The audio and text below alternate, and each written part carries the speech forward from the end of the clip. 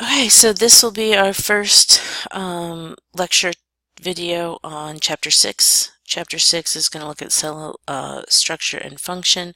Chapter 7 will be our next chapter, and that's going to look at examine the structure and function for the plasma membrane.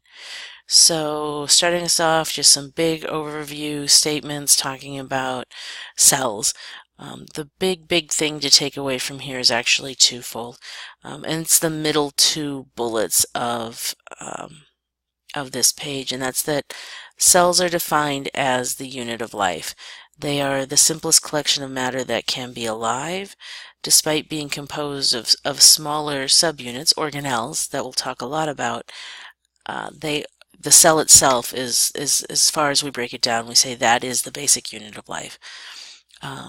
And then a recurring theme throughout this entire semester, throughout this text, throughout biology in general, is that cell structure is going to correlate to the function. So the structures present in a cell, how that cell is put together, those things are going to be evidenced in what job, what role, what function that cell plays. We need to talk a little bit about microscopy.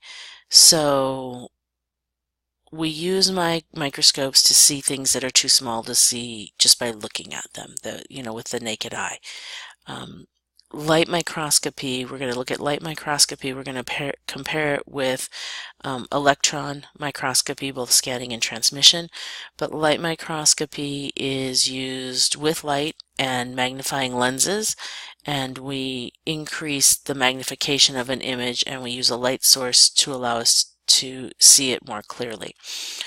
Three terms that you need to have in your wheelhouse when you talk about microscopy are these: magnification, resolution, and contrast. So magnification is pretty straightforward. I think most any of you could define magnification even if you've never looked through a microscope. It's going to be the ratio of an object's image size compared to its real size.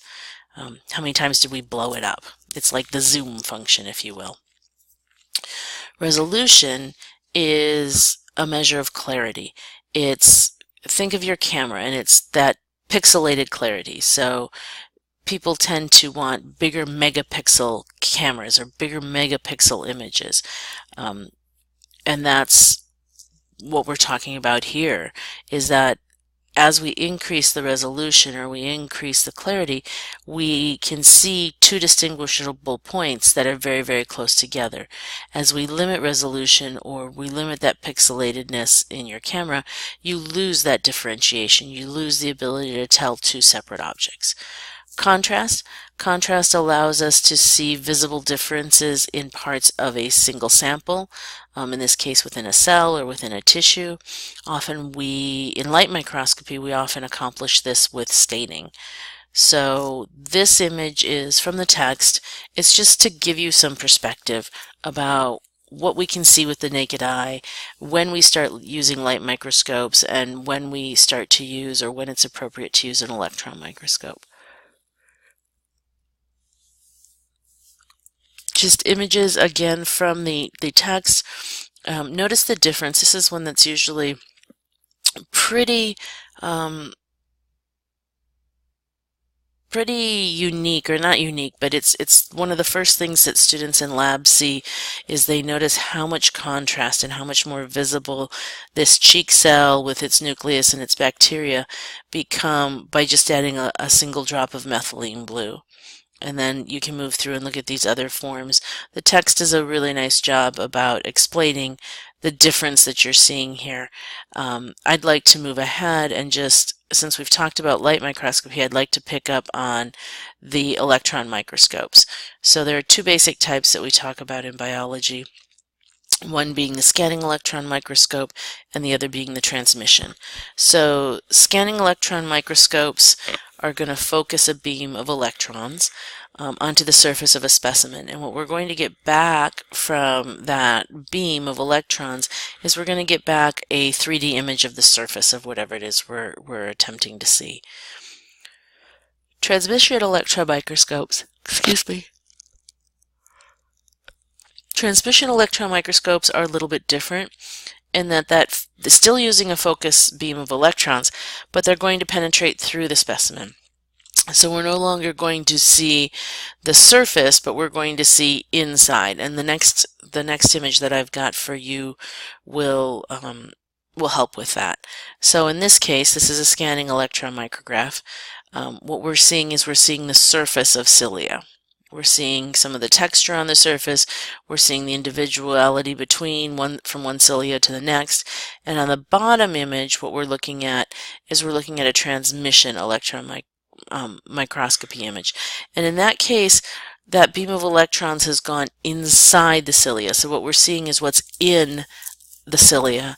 The more oblong pieces here are going to be a cross section, so cutting into the cilia this way, lengthwise, kind of like splitting a straw along its long axis. And then these here that are more round, those are going to be a cross section. And a cross section would be if I just cut them off here and peered at that straight end, kind of like cutting a straw into smaller little chunks or bricks of straw, if you will, not along the long axis, but along the short. Something that we use in live lecture, but certainly something that will help you prepare, is being able to compare and contrast. A lot of the conversations we have from this point moving forward in the semester talk about compare this, contrast that. How are these things similar? How are these things different? You certainly do not have to use a Venn diagram, but I find that it's something that most of my students are familiar with. They've been taught how to generate a Venn diagram.